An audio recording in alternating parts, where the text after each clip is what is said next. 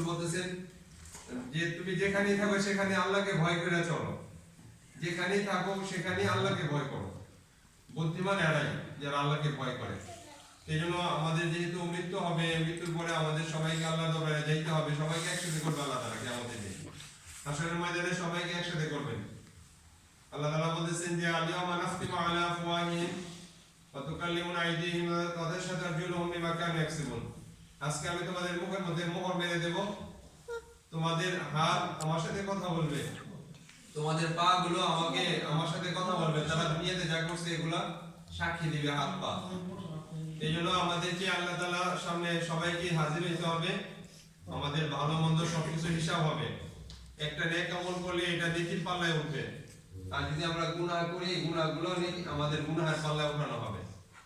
যারা নেকির পাল্লা ভারী হবে তারা ডান হাতে আমলনামা পাবে, যাদের গুনাহের পাল্লা ভারী হবে তারা বাম হাতে আমলনামা পাবে। নেকি বেশি হইলে জান্নাতে যাবে, গুনাহ বেশি হইলে জাহান্নামে যাবে।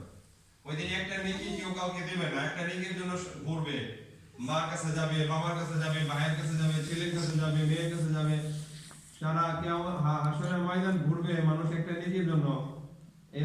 এরকম হবে যে সে একটা নেকির জন্য জান্নাতে যেতে পারবে, তার গুনাহ নেকি সমান সমান, একটা নেকির দরকার।